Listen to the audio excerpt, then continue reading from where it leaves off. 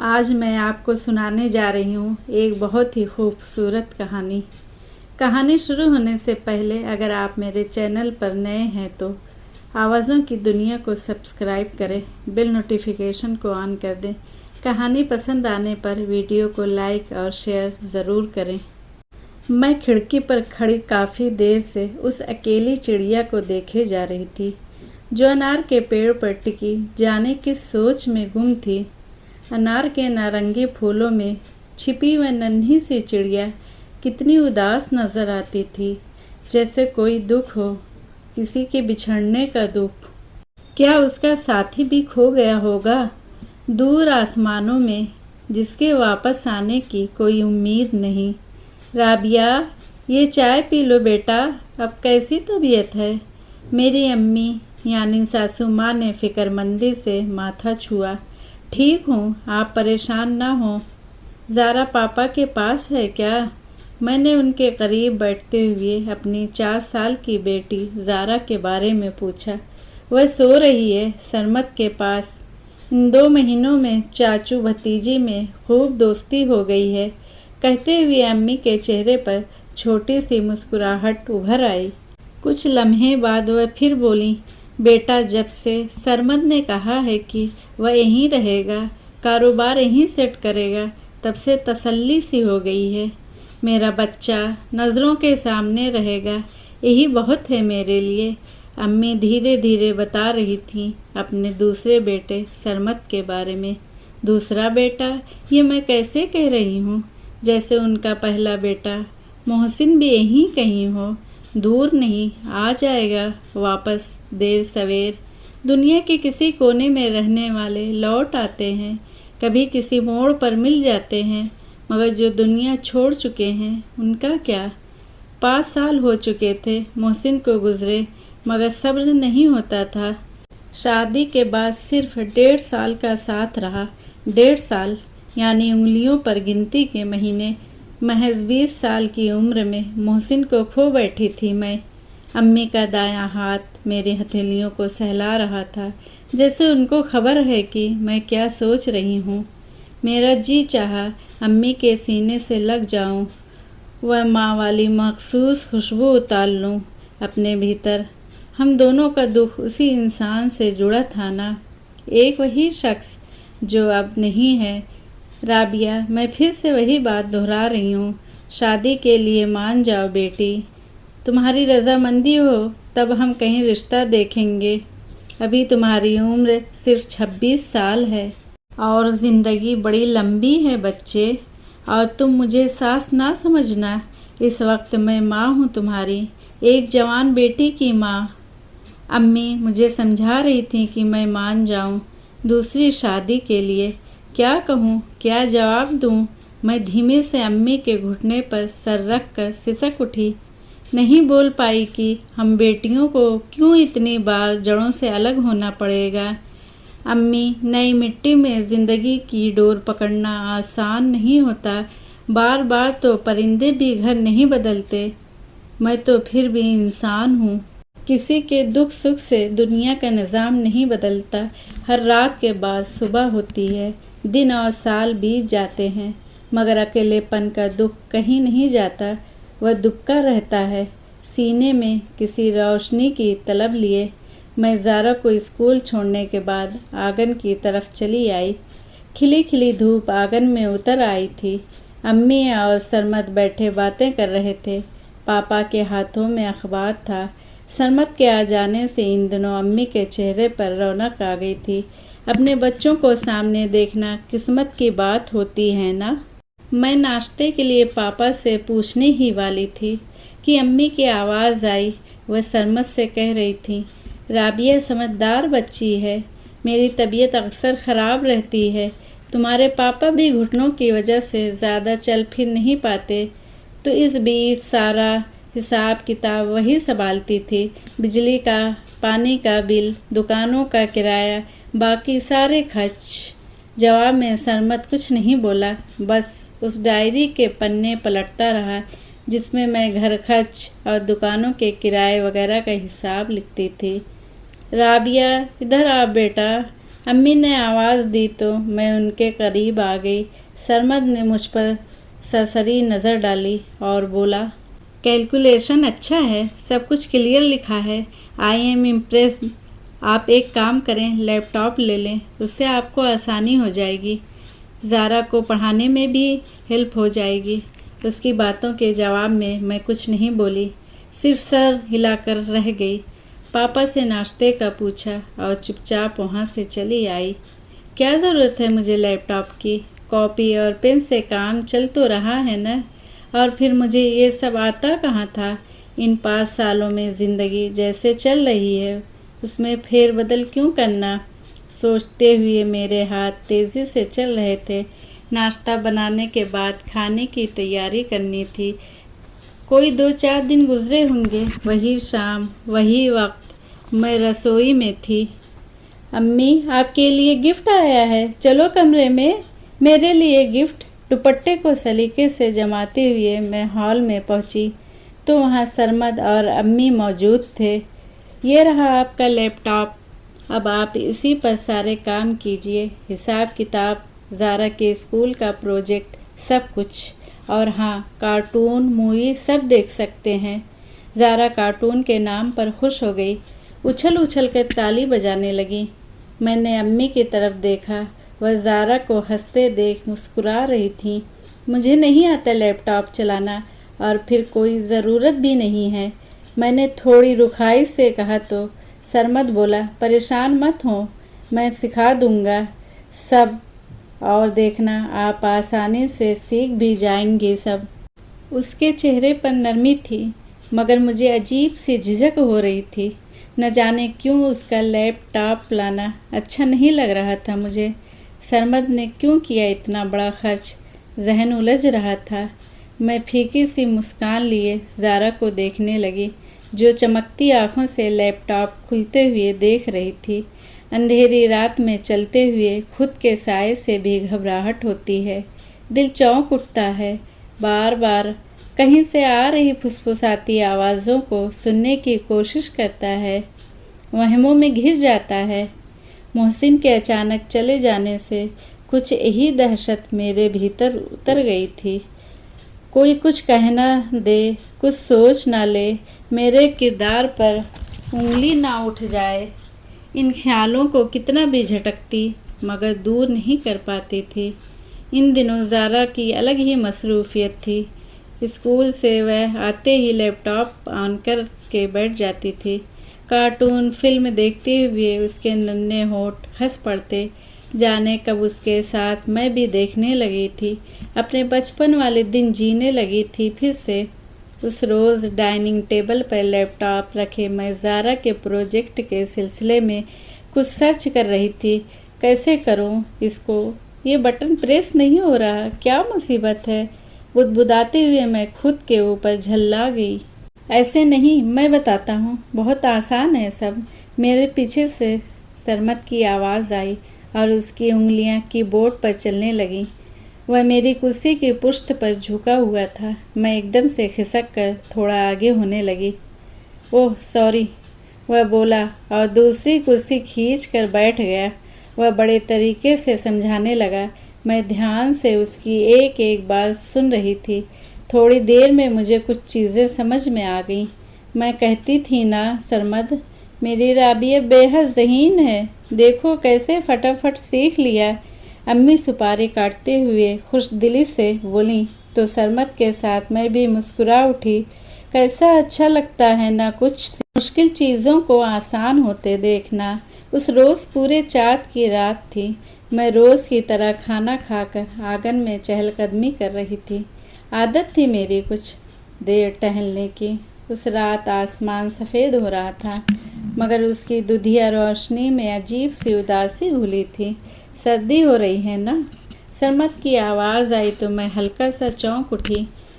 मुड़कर देखा तो मुझसे कुछ कदम की दूरी पर वह खड़ा था। नहीं, इतनी भी नहीं।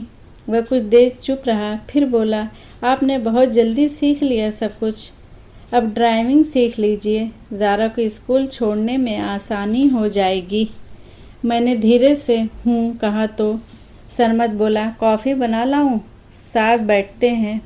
एक्चुअली आप जब से इस घर में आई, मेरी और आपकी बातचीत ना के बराबर रही। मैं हमेशा बाहर ही रहा और 1-2 रोज़ के लिए आया भी तो आप चुप चुप रहती थीं। वह तफसील से बोल रहा था। मैं बेख्याली में कटेली झाड़ को देखे जा रही थी। आपने कुछ कहा नहीं, ले आऊँ कॉफ़ी? उसकी संजीदा निगाहें मुझ पर टिकी हुई थी। मैंने एकदम से कहा, नहीं, मैं चलती हूँ। ज़ारा अकेली है कमरे में। कहते हुए मैं तेज़ कदमों से आंगन पार करके बरामदे की सीढ़ियों तक पहुँच गई। कमरे में जाते ही चुपचाप पस्त होकर बिस्तर पर एक तरफ बैठ गई। ज़ारा के मासूम चेहरे को देखने लगी। जाने कैसी उलझन महसूस हुई कि दिल भर आया, आँखों के किनारे भीग गए, 2 आंसू टपके और ज़ारा के बालों में जज्ब हो गए। गर्मियों ने दस्तक दे दी थी और सर्दी दबे पाँव न जाने कब रुखसत हो चुकी थी। वह इतवार का दिन था, गुनगुना सुकून भरा दिन। बरामदे में रखे तख्त पर बैठी मैं अम्मी के बालों में तेल की मालिश कर रही थी। अच्छा लगता था जब वो आंखें बंद करके हल्की नींद में हो जाती थीं। दादी, ये क्या है? ज़ारा ने डाइनिंग टेबल से सुर्ख रेशमी कपड़ा उठाते हुए पूछा, जिस पर सुनहरे सलमा सितारे टके हुए थे। बेटा, ये थालपोश है। पहले वक्तों में मिठाइयाँ बांटी जाती थी इसी कपड़े से ढककर, अम्मी मोहब्बत से बोली। ज़ारा कुछ देर गौर से उस कपड़े को देखती रही, फिर पीछे से उसने वह सुर्ख कपड़ा मेरे सर पर उड़ा दिया। मैं कुछ कहती इससे पहले मेरे गले में नन्ही बाहें डाल दी। दादी देखो ना, मेरी अम्मी दुल्हन बन गई। ये दुल्हन वाला दुपट्टा है, देखो। वह खुश होते हुए मेरे चेहरे से गाल सटाते हुए बोली। अम्मी मुस्कुरा रही थीं। ज़ारा को खुश होते हुए देख करके तभी मेरी निगाह आंगन की तरफ मुड़ गई। पौधों में पानी डाल रहा सरमद खड़े होकर देख रहा था मुझे। जैसे ही मेरी निगाह उस पर पड़ी, वह फौरन मुड़ गया, दोबारा काम में मसरूफ़ हो गया। दिन गुजरने के साथ मेरी सरमद के लिए हिचकिचाहट कम हो गई। मैं जान गई थी कि वह साफ दिल इंसान था, जिसकी फितरत में था हर किसी की मदद करना। उसकी कोशिश थी कि मैं ड्राइविंग सीख जाऊं, कोई टेक्निकल कोर्स कर लूं, यूं ज़िंदगी के धारे पर चुपचाप ना बैठ जाऊं। ना उम्मीदी कुफ्र है, वह अक्सर कहता, और मैं उसकी ज़्यादातर बातें मानने लगी थी। उस रोज़ आसमान साफ था। मैं बाजार से लौट रही थी कि अचानक बड़ी बड़ी बूंदें गिरने लगीं। रिक्शा में होते हुए भी मैं पूरी तरह भीग गई। घर आई तो पहला सामना सरमद से हो गया। कंधे पर तौलिया लटकाए शायद नहाने जा रहा था। मुझे देखते ही बोला, आप तो भीग गई हैं। बाल माथा खैर। वह बोलते बोलते चुप हो गया। अपना तौलिया उतार कर आहिस्ता से मेरे कंधे पर डाल दिया। अरे, कमरे में मेरा तौलिया है, मैं ले लेती हूँ ना। मैं जल्दी से बोल पड़ी तो सरमद ने एक नज़र मुझको देखा और धीमे से बोला, प्लीज़, और फ़ौरन वहाँ से पलट गया। मैं अपने कमरे में चली आई थी। सरमद की नज़रें मुझे उलझा रही थी। क्या था उन निगाहों में? कुछ ऐसा जो रोज़ की तरह नहीं था, जैसे कंदील की धीमी लौ, या फिर एक सादा निगाह जिसमें शौक घुला हुआ, साथ ही एहतराम भी। उस तौलिए को मैंने कंधे से उतारा और कुर्सी पर डालना चाहा कि एकदम से चौंक पड़ी। उस तौलिए से पहचान भरी खुशबू उभरी, जैसे मोहसिन खड़े हों मेरे करीब। बिल्कुल वही कोनोन की महक, आफ्टर शेव की वही खुशबू। मोहसिन वापस क्यों नहीं आते? मेरी रुलाई फूट पड़ी।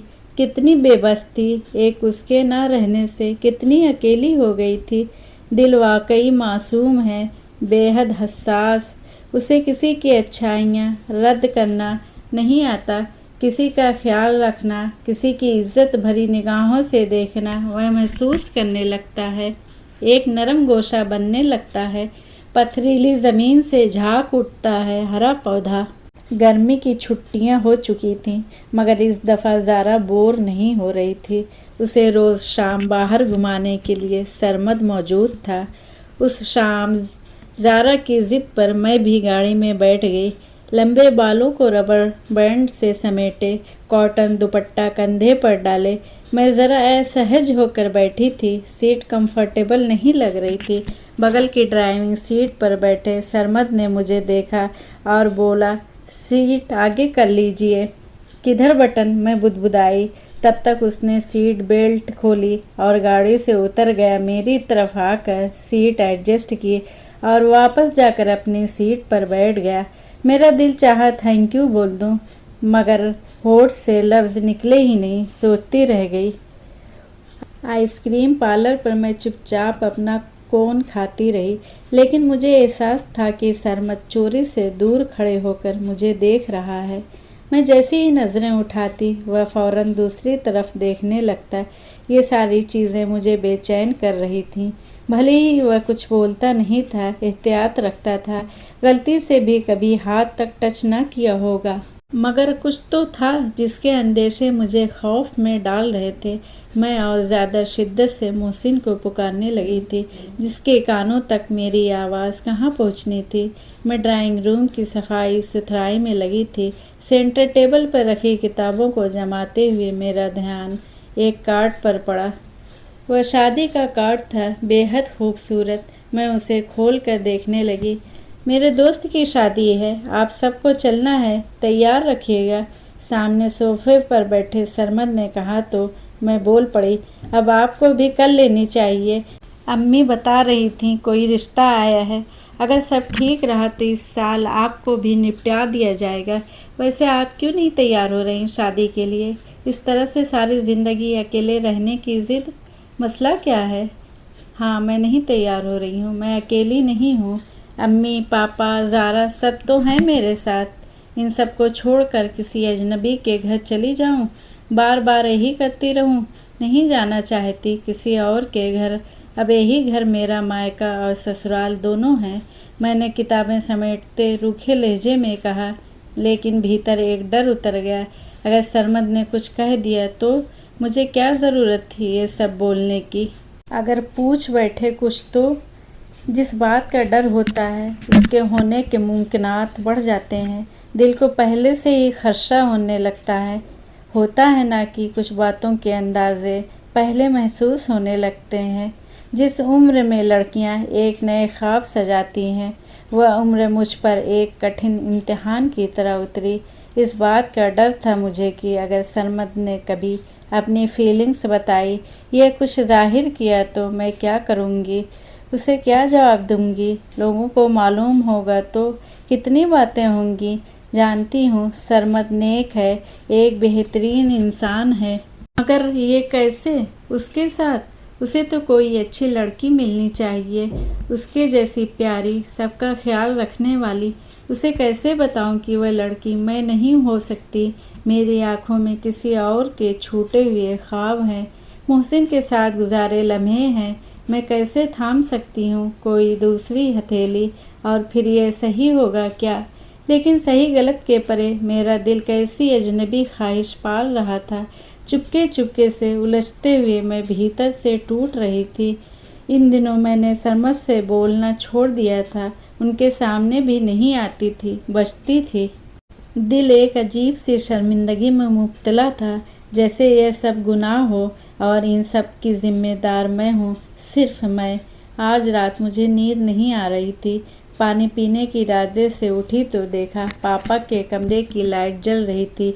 हल्की आवाज़ आ रही थी बातों की, उड़ते उड़ते से लफ्ज़, सरमद की शादी।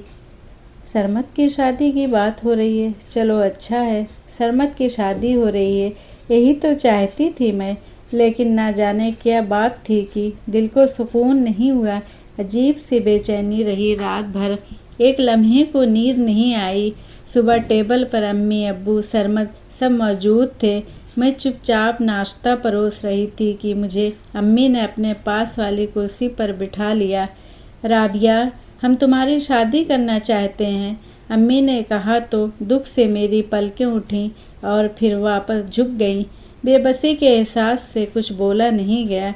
तुम कहती हो ना कि तुम्हें इस घर से किसी और घर में नहीं जाना, क्यों यही बात है ना? अम्मी के सवाल पर मेरा दिल धड़क उठा ज़ोर से। अब क्या कहने वाली थी अम्मी? बेटा, हम खुद नहीं चाहते कि तुम हमको छोड़ कर जाओ, इसलिए फ़ैसला किया है कि तुम यहीं रहोगी सरमद की दुल्हन बनकर। कहते हुए अम्मी मेरा कंधा सहलाने लगीं। रोनी आवाज़ में बोलीं, ठीक है ना मेरे बच्चे। उनकी आंखें आंसुओं से भर गईं। वह सच में मेरी माँ थी, मेरी अपनी माँ। मैं उनके सीने से लग गई। मुझे रोना आ रहा था। पापा करीब आकर खड़े हो गए थे और मेरे सर पर हाथ फेरते हुए कुछ कह रहे थे। मेरे ठीक सामने एक लड़का बैठा था जो दोनों हथेलियाँ ठोड़ी पर टिकाए मुझे देख रहा था। वह लड़का जो पिछले कई दिनों से मेरे वजूद का हिस्सा बनता जा रहा था, एक बेहद नाजुक हिस्सा। मैं जवाब देना चाहती थी, अम्मी, पापा को, सरमत को भी। ज़बान में मेरी हाँ का मीठा बताशा घुला जा रहा था। तो बस इतनी सी थी ये कहानी। अगर कहानी पसंद आई हो तो वीडियो को लाइक करें, शेयर करें और हमारे चैनल को सब्सक्राइब करें।